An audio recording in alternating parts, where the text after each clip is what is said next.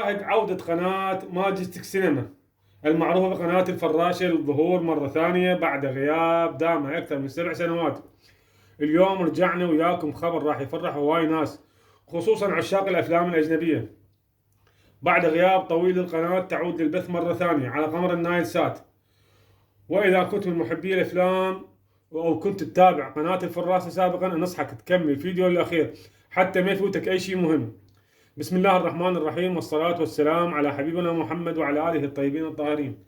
أهلا وسهلا بكل متابعيني الغاليين على قناتي، قناة الفتح سات.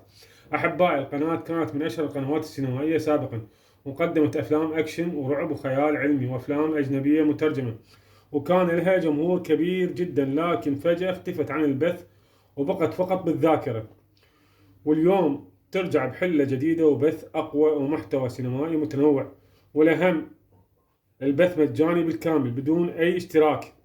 واللافت بهاي العودة رجعت بنفس الاسم ونفس الشعار المعروف بالفراشة، وحتى نأكد للمتابعين هي نفس القناة القديمة وليست قناة مقلدة. وطبعا خلال الفترة الماضية شفنا اهتمام كبير من المشاهدين وبحث مستمر عن تردد القناة، وهذا دليل ان القناة لها مكانة وذكريات جميلة عند الجمهور.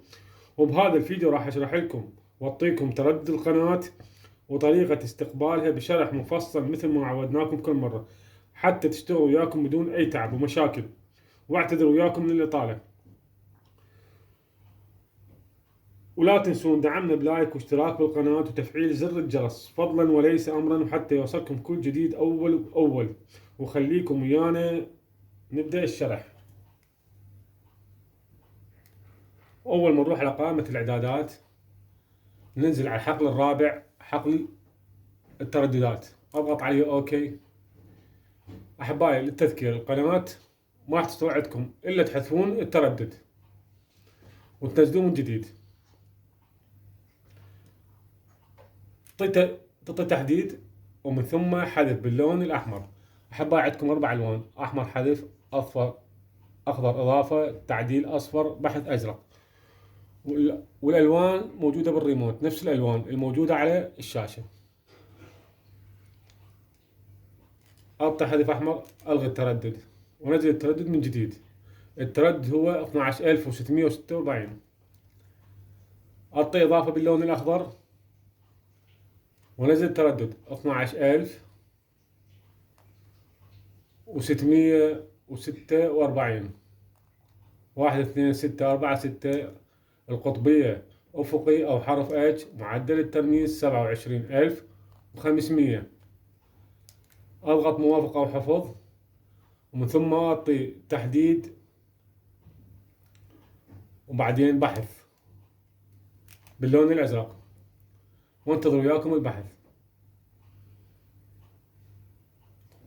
ونزلت عندي 21 قناة من ضمنها قناة الفراشة. أحبائي، هسه نروح على القناة اللي نزلت، قناة الفراشة. انزل عليها حتى أراويكم إياها.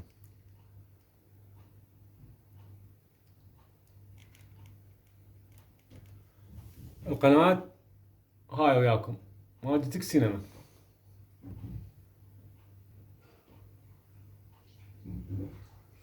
أحبائي المتابعين، وصلنا وياكم إلى نهاية الفيديو، أتمنى نال إعجابكم ورضا حضراتكم، وإلى اللقاء في فيديو قادم إن شاء الله.